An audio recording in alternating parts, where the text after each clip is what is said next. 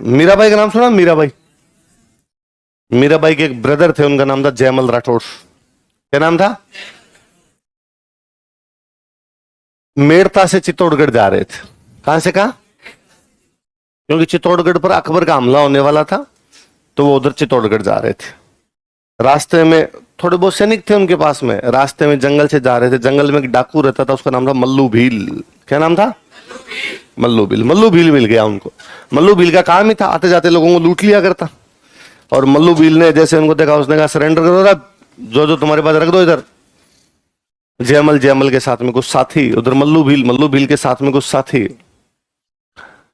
जयमल का जो सेनापति था, उसने जयमल से पूछा कि अठै के बठै, अठै के यहां या वहां? और जयमल ने उसको कहा बठै। और जयमल के जितने साथी थे, सब ने अपने हथियार चुपचाप रख दिए। जो जो धन वगैरह अपने पास था वो सारा रख दिया, भोजन वोजन जो साथ में था वो सारा रख दिया, और वहां से चले। तो मल्लू भील जो डाकुओं का सरदार था, उसको बड़ा अचंभा हुआ इस बात का, और उसने कहा अरे अरे भैया 2 मिनट रुको यार, कौन हो तुम लोग? यार जितने तुम थे संख्या में, उतने ही हम थे, हथियार तुम्हारे पास भी थे, थोड़ी हिम्मत दिखा दे, लड़ते यार, ऐसे क्या चुपचाप कायरों की तरह हथियार रख के चल पड़े? और शरीर से हट्टे कट्टे मालूम होते हो, ढंग के घर के भी मालूम होते हो, ये क्या बात की थी आपस में? उसके बाद चुपचाप हथियार रख दिए। जयमल ने कहा कि यार तू तेरा काम कर, तेरा काम डाका मारना है, डाका मिल गया तेरे को, रवाना होने यार। अब तेरे को इससे क्या मतलब है कि लड़के लिया, बिना लड़के लिया, सीधा रख के गए, लड़के रख के गए हम। उसने कहा ले जाओ बोले सामान। मल्लू भील को इससे ज्यादा सामान की आवश्यकता, भाई को तो डाका कोई और मिल जाएगा। तुम तो ये बात बता दो, तुम दोनों ने भी क्या बात की थी? जयमल ने कहा देख लेट हो रही है, फटाफट तू सुन ले हमसे, जल्दी से सुन ले। हाँ बताओ क्या बात है? किसने मेरे से, सेनापति ने मेरे से पूछा था भाई इन डाकुओं को यही मारना है, इनसे लड़ना है, या वहां चित्तौड़गढ़ में जाके अकबर से लड़ना है? अपनी एनर्जी कहां खराब करनी है, इन डाकुओं के खिलाफ करनी है, अकबर के खिलाफ करनी है? तो मैंने कहा अकबर के खिलाफ। तो हमने हथियार रख दिए कि जिंदगी में आपको पैमाने तय करने पड़ते हैं कि कहां लड़ना है। डाकुओं के खिलाफ लड़के खत्म होना है या अकबर के खिलाफ लड़के खत्म होना है? डाकुओं के खिलाफ लड़के मर जाएंगे तो कोई भी जानेगा नहीं, और अकबर के खिलाफ लड़ेंगे तो शताब्दियों तक याद किए जाएंगे कि यार चित्तौड़गढ़ में जाकर अकबर के खिलाफ लड़े थे। मल्लू भील बड़ा इंप्रेस हुआ। मल्लू भील डाका छोड़ के उनके साथ ही हो गया था, वो भी लड़ा था बाद में अकबर के खिलाफ। आपको जिंदगी में तय करना है कि या तो कोचिंग वाली सीट के लिए लड़ना है ना, या आरएस के लिए लड़ना है। होता कुछ ही नहीं है, आप सीट पर कहीं भी बैठ जाएंगे, उससे भी कोई फर्क नहीं पड़ेगा। ये एक वाली गलतफहमी मैंने आपको बताई दी थी कि आगे बैठने से पीछे बैठने से यदि असर पड़ता, तो हम कोचिंग वाले इतने तेज लोग हैं कि आगे वाली सीट की फीस डबल कर देते, और हम कहते हैं कि आगे वाली सीट प्राप्त करनी है तो डबल फीस दीजिए, क्योंकि यहीं से होते हैं सिलेक्शन। चालू आदमी हम सारे, है ना, भयंकर बोले तो नहीं लगते हैं तुम्हें? हाँ देखा है, हो रहे हैं बोले ऐसे कहो सर बहुत बोले आप है ना, तो हम आपकी फीस डबल कर देते हैं। हमने ऐसा नहीं कर रखा है, इसका मतलब कोचिंग में कहीं बैठने से तो सिलेक्शन होता, उसके लिए तो पढ़ाई करनी पड़ती है। दूसरा कि हमारे में ईगो प्रॉब्लम होती है। होता क्या वास्तव में हम इसलिए एक सीट के लिए लड़ लेते हैं कि मैं बैठा हूं तो मैं बैठा हूं, मेरे को कैसे खड़ा कर दिया जाएगा। हो सकता है आदमी में इतना ईगो आ ही जाता है कि यार मेरे कैसे खड़ा कर दिया। और मुझे ऐसा लगता है कि सुबह सुबह 7 बजे, है ना, हम लड़ लिए सीट के लिए, तो एक तो वो क्लास गई उस दिन की, नहीं पढ़ पाओगे, मेरी गारंटी है। उस दिन कम से कम पढ़ाई नहीं होगी, घर पे जाके भी नहीं होगी। हमारे दिमाग में 100 प्रकार के आइडिया चलेंगे। उसके बाद में एक आइडिया तो ये चलेंगे कि मैं मान क्यों गया था, कूट देता ना बाहर निकलते उसको। एक आइडिया ये भी चल सकता है कि यार क्यों पंगा लिया अपन ने, अलग जाके बैठ जाते थे यार, फालतू में पंचायती नहीं होती, सर ने भी 4 बातें सुना दी। कुछ भी इस प्रकार का दिमाग में चल सकता है। दिमाग में कुछ भी चलेगा, इसका सीधा मतलब है उस दिन याद नहीं होगा आपकी। इसलिए ये तय कर लिया जाए कि अपने को क्या करना है, क्या नहीं करना। मैं हमेशा बताता हूँ, मैं नया नया जब कोचिंग आया था तो मैं एक दिन कहीं, मैं दो रूममेट थे, 2 लोग रहते थे साथ में, तो मैं कहीं पर आके बैठा, तो एक लड़का थोड़ी देर बाद में, उसने कहा भाई यहां पर मैं बैठा था तो तुम खड़े हो, पीछे बैठ जाओ। मैंने कहा यार मैं आया तब यहाँ, तो कोई रजिस्टर था ना कोई बैग था, तो मैं बैठ गया यहाँ पे। उसने कहा नहीं यार मैं बैठा था और मैं बाहर चला गया था। मगर यार तू कुछ बेग वेग रख जाता तो हो जाता। उसने कहा यार पंचायत ज्यादा आती है, कहा ना बैठता, किस बात की पंचायती है तेरे। तो मैं तो कुछ ही नहीं बोला, मैं तो मेरे नोट्स उठाए पीछे जाने लग गया। मेरे जो रूममेट था उसने कहा कि पंचायती तू कर रहा, बाहर नहीं निकलेगा क्या, कोचिंग में रहना होता है क्या, कोचिंग से बाहर नहीं जाना होता, बाहर निकल टांगे तोड़ेंगे तेरी आज। तो उसे थोड़ी तू मैं भी। वो वापस मेरे दोस्त की तरफ बोला तो मैंने वापस कहा यार बैठ जाएंगे कहीं बैठ जाएंगे, पर तू ये पंचायती नहीं। तो यूं कर कुरा के हम वापस पीछे, मैंने मेरे रूममेट का मैं छोड़ यार छोड़ छोड़ छोड़, फिर जाके बैठते फिर जाके बैठ गए। पर वो मेरे दोस्त और उसके बीच में थोड़ी हॉट टॉक हुई। हॉट टॉक हुई तो बाहर जैसे ही क्लास 2 घंटे बाद खत्म हुई तो उसने वापस मेरे दोस्त को कुछ कहा, तो उस दोस्त ने वापस उसका कोई गला वड़ा पकड़ने की कोशिश की, पर 2-4 लोग और खड़े होंगे, मैं था ही नहीं वहां पे, उन्होंने छुड़ा छुड़ू दिया। ओके, मैंने उसको वापस कहा यार मरने दे, क्यों अपने पंचायती करनी है इससे। पर वो दिलीप सर के पास चला गया। और मैं क्लास में थोड़ा ठीक बोलता था, क्लास में सर सुनते तो मैं सुना दिया करता, नाम वाम तो कोई जानता नहीं था। उसने जाके दिलीप सर कहा कि वो एक जो लंबा सा पतला सा लड़का था क्लास में, जो क्लास में सुनाता है, उसने मेरे साथ धक्का मुक्की की है और मेरे को सीट के लेके लड़ाई की। दिलीप सर ने मेरे को बुलाया, सर ने खूब डांटा, भयंकर तरीके से फटकारा कि लखन तो है नहीं इन घर वालों ने तुम्हें यहाँ भेज दिया, फलान टिंकड़ दिए, और कोचिंग में फीस जमा करवाने का मतलब ये थोड़ी होता तुम किसी से कर लोगे वो कर लो। मैंने एक बार आर्ग्यू देने की कोशिश की, अरे सर मेरी ऐसी कोई गलती नहीं। सर नहीं, सॉरी बोलो, तुम सॉरी बोलो, अब क्या सॉरी बोलो। मैंने उस लड़के से सॉरी बोल दिया, उसका ईगो सेटिस्फाई हुआ, उसने मेरी तरफ यूं बड़ा वैसे देखा गिल्ला है ना, पर मैं चुपचाप जाके बैठ गया। मैंने मेरे रूममेट को बाद में, मेरे सीनियर थे वो भैया 1 साल, हम बीकानेर में साथ ही पढ़े थे, मैंने कहा मरने दो यार, क्यों पंचायती करनी है अपने, कहीं बैठने से क्या फर्क पड़ता है, अपने वैसे पीछे ही बैठते हैं। आज यूं आगे सीट खाली दिखी थी इसलिए बैठ गए थे अपने, और वो यूं था कि भाई कुछ लोग आगे बैठ गए थे, हम घुसते वो जहां सीट दिखी थी वहां बैठ गए, वरना पहले हम जल्दी आते थे, जल्दी इसलिए आते कि पीछे बैठेंगे, आराम से दिखता वैसा पीछे बैठ जाएंगे। तो मैं आज यार बैठ गए थे, कल से अपने पीछे बैठेंगे, आगे बैठना ही नहीं है, ये पंचायती अपने करनी ही नहीं। बात आई गई हो गई, बेच खत्म हो गया। हम उन भैया से कभी, वो जिनसे भी थोड़ी बहुत हमारी बात हुई उनसे हम कभी नहीं बोले, वो हमसे कभी नहीं बोले।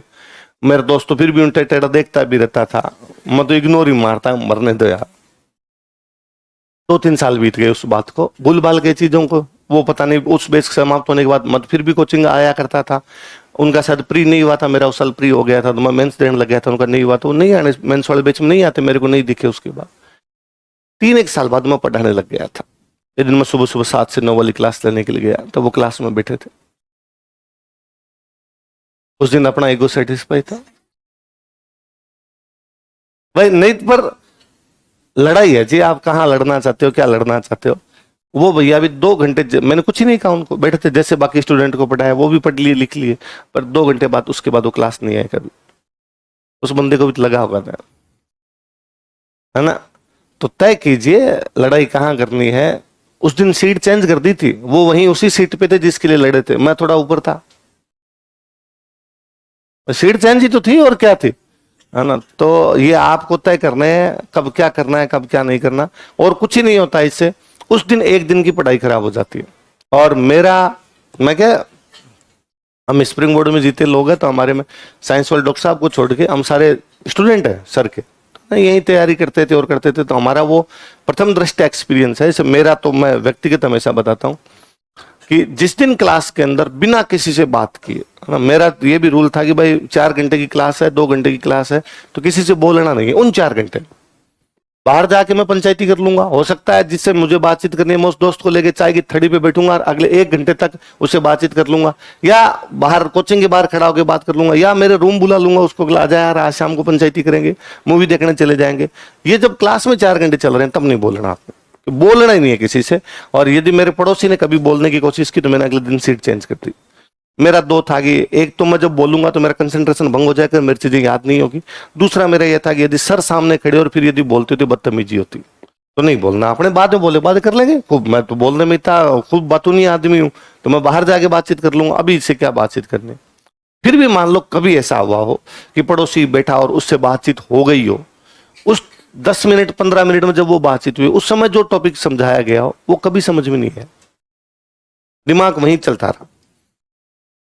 बाकी छोड़ो, आप मैं तो कहता हूं आप कोचिंग आते हो 7 बजे, उससे पहले कोई फोन आ जाए आपके, कोई टेंशन की बात बता दे और बता दे, आपका 4 घंटे मन नहीं लगेगा क्लास में। मैंने जब पढ़ाने लग गया था ना, अब जब तक नहीं पढ़ाता था तब तक रूटीन तो था नहीं, तब तक तो ये था भाई कोचिंग आते थे चले जाते, शाम का बैच है तो मैं लगभग शाम के बैच में आया, कभी सुबह नहीं आया कोचिंग, बहुत थोड़े टाइम के लिए कभी किसी बैच में आ गया हूँ तो भले ही, बाकी शाम को आता था। तो अब घर वालों का फोन कभी भी आ सकता, घर वाले तो कभी भी कर सकते, हालांकि कम ही करते हैं मुझे, पर फिर भी कभी कर लेते, भाई दिन में भी कर लिया मम्मी ने फोन, कभी शाम को भी कर लिया। मैं जब पढ़ाने लगा तो मैंने नोटिस किया कि मैं क्लास ले रहा हूँ मान लो 11 से 1 बजे की, मम्मी को लगा 12 बजे खाना वाना खाने के बाद लगे बात कर लेते हैं, मम्मी ने फोन किया, अब मेरे से क्लास में फोन उठाया नहीं जाए, अब मान लो मम्मी का फोन आया 12:15 बजे, अब मेरे से 12:15 से 1 वाली क्लास नहीं ली जा रही, मेरा दिमाग उधर है कि क्यों फोन किया होगा, कोई घटना तो नहीं हो गई होगी, क्या दिक्कत है, और यदि कभी दोबारा आ गया तो मैं लाइन ही भूलने लग गया कि अगली लाइन क्या लिखना है। नया नया मास्टर था तो वैसे डर लगता कि यार कुछ भूल नहीं जाए और नहीं जाए। फिर मैंने दिन घर वालों को स्पष्ट तौर पे कहा कि सुबह 7 बजे से लेकर शाम को 7 बजे तक मुझे तब तक कोई कॉल ना किया जाए जब तक ये ना लगे कि एक आदमी मर रहा है और उसको केवल मैं बचा सकता हूं, कि दुनिया में एक ही व्यक्ति बचा है, वो ही इसको जिंदा रख सकता है, बाकी कोई इसको बचा नहीं सकता, संजीवनी बूटी केवल मेरे पास में है, तो मुझे कॉल देना। उसके बाद मेरे घर वालों ने कभी कॉल नहीं किया, मेरे से आज भी क्लास में फोन नहीं उठाया जाता नवीन जी के अलावा किसी का। नवीन जी का फोन मैं इसलिए उठा लेता हूं कि कई बार वो इस प्रकार का मैसेज देते हैं कि आज इस क्लास को अभी 9 बजे मत छोड़ देना, 9:15 तक लेना, तो मुझे लगता है सीट चाहिए तुम्हें, आगे आओ, पीछे खाली बातें सुनने से नहीं होगा, बिठा भाई। तो नवीन जी हमेशा आगे भाई 9 बजे क्लास छोड़नी है, नवीन जी मुझे कहते हैं डॉक्टर साहब तो 9:30 आएंगे सर, तो आप थोड़ी सी 15 मिनट एक्स्ट्रा क्लास ले लेना, तो मेरे वो रहता है कि हाँ भाई एक्स्ट्रा क्लास लेनी है, तो उनका फोन उठा लिया, बाकी मेरे से फोन नहीं उठाया जाता, इधर आ जाओ। तो कारण है कि वही कि फोन उठाते कंसंट्रेशन भंग हो जाएगा, फिर क्लास नहीं ली जाएगी अपने से, जो कि मुझे लगता है कि क्लास लेना अपने आप में एक आनंद का सा होता है, उसमें मैं जितनी रो में रहूंगा, जितना मेरे घेटों के अंदर रहूंगा, जो मेरे दिमाग में उसी में चलता रहूंगा, तो मैं ढंग से क्लास ले पाऊंगा। ढंग से का मतलब है जो मुझे आता है मैं आप तक डिलीवर कर दूं, जैसा मुझे आता है वैसा डिलीवर कर दूं, तब तो आपकी चीजें याद होगी। मैं कहता हूं एक दिन मैं टेंशन में आके आपकी क्लास लेके चले जाऊं, मैं तो छोड़ो फिर भी 2 घंटे ले जाऊंगा, आपको उस दिन याद नहीं होगा, आपको लगेगा आज सर ने केवल लिखाया है। जबकि ये मैं नॉर्मल आता हूं, क्या है हिस्ट्री में क्या समझा, कोई समझाने वाली बात होती है कि साइंस चलो समझाने वाला सब्जेक्ट है, क्या समझाना इसमें, पर फिर भी हम 4 इधर उधर की बातें करते हैं। हम यूं कि भाई बंजारे कौन होते हैं, मैं आपको यूं एग्जांपल देता हूं कि भाई क्रिकेट खेलते थे बचपन में, शाम को घर आते, दिन में नहीं आते, तो भी मम्मी कहती क्या बंजारों की तरह घूमते रहते हो, क्या है ये कोई बात है क्या, पर ठीक है एग्जाम्पल है। अब अपने दिमाग में सेट होता है कि बंजारे मतलब जो घूमते रहते हैं वो कौन होते हैं, बंजारे। ये क्वेश्चन आता है घुमक्कड़ व्यापारियों को क्या कहा जाता है, बंजारा कहा जाता है। अपने दिमाग में चीजें जुड़ती है, जब याद करते हैं तब हो जाता है। इसलिए दिमाग का शांत रहना, दिमाग का खाली रहना बेहद जरूरी है। इसलिए जिंदगी में अपने स्टैंडर्ड तय कीजिए, कहाँ लड़ना है, कब लड़ना है, किससे लड़ना है, और यकीन मानिए जिंदगी लड़ने के इतने मौके देगी जिसकी हद नहीं, खूब मौके देगी। इसलिए 3-4 साल जब तक ये तैयारी करो चुप रहिए, जितना सुन सकते हो लोगों की सुनिए, उसके बाद बोलना। नवजोत सिंह सिद्धू को जानते हो, जानते हो, जानते हो सारे, क्रिकेट की कमेंट्री करता है, पॉलिटिकल पार्टी से चुनाव लड़ता है, लाफ्टर चैलेंज में वही बैठा रहता है, कपिल शर्मा वाले शो के अंदर भी आ जाता है, ऐसे खूब सारे अलग अलग काम करता है और खूब बोलता है, इतनी चीजें बोलता है, इतनी तो शायरियां बोलता रहता है, चकदे फट्टे नपदे किलीन पता नहीं क्या क्या करता रहता है। मैं कपिल देव का इंटरव्यू सुन रहा था, कपिल देव भारत के पूर्व कप्तान जो नवजोत सिंह सिद्धू के टाइम कप्तान थे। कपिल देव ने कहा यार मैं जब ये नया नया आया था टीम में, या जब तक ये क्रिकेट खेल रहा था, हमने इसको किसी से बोलते भी नहीं देखा, ये बोलता ही नहीं था यार, चुप ही रहता था। वो बंदा कई साल तक चुप रहा, उसने लिया, फिर उसने कहा अब तुम सुनो, अब मैं ही बोलूंगा, तुम टीवी में कुछ ही लगाओगे मैं ही दिखूंगा, और कितना बोलता है। तो अभी अपने ग्रहण कीजिए, फिर फट जाइए दिन बम बन के, तो उसके बाद सब चीजें आसान हो जाएगी। कब बोलना है, क्या बोलना है, ये भी जिंदगी तय करेगी। अभी तुम कितना भी कुछ बोल लोगे, लोग सुनने वाले नहीं होंगे। कभी सिलेक्शन हो गया, जिंदगी में अच्छे पदों पर पहुंच गए, उसके बाद अपने आप सुनने वाले होंगे, लोग तुम्हें बुला बुला के सुन लेंगे। इसलिए दिमाग खाली रखा कीजिए एकदम। और तुम तो सुबह वाला बैच तो लेते इसलिए हो, ज्यादातर बच्चे तो ये सुबह सुबह पढ़ाई हो जाती है, फिर सुबह सुबह आके लड़ लेते हो, तो फिर तो उल्टा कर दो कि सर सुबह सुबह लड़ाई हो जाती है, सुबह सुबह पढ़ाई नहीं होती, ढंग से लड़ाई हो जाती है थोड़ी, तो नहीं करना। अपने सीटों के लिए क्या लड़ना है यार, कोई आके बैठ भी गया, मैं कहता हूं कई बार ऐसा होगा कि आपकी कोई गलती नहीं, सामने वाले की गलती है, दूसरे की गलती है, वो आके बैठ गया, तो भी अपने उतना ही चिल रहना, उतना ही कूल रहना, चुपचाप कॉपियां उठानी, जहां जगह देखे वहां पे जाके बैठ जाना। कोई नहीं फर्क पड़ता। उल्टा मैं कहता हूं जो सबसे पीछे बैठा उसको सबसे अधिक समझ आएगा। कुछ भी नहीं है एकदम भी। मैं तो सैकड़ों क्या हजारों विद्यार्थियों को जानता हूँ जो क्लास में सबसे पिछले वाली लाइन में जाके बैठे होंगे और फिर भी अच्छे सिलेक्शन हुए। कोई फर्क नहीं पड़ता, उल्टा पीछे ज्यादा ठीक दिखता है। ये सब मन की भ्रांतियां हैं कि एकदम यूं छाती पे जाके बैठ जाएंगे तो ही अपने समझ में आ जाएगा। मैं ऐसे होता तो यहां बैठ जाऊं, टेबलें एक एक यहां और लगा लो, एकदम मेरे ऊपर ही चढ़ जाओ, यूं शर्ट फाड़ लो, किला समझा, उधर मत बता मुझे बता पहले।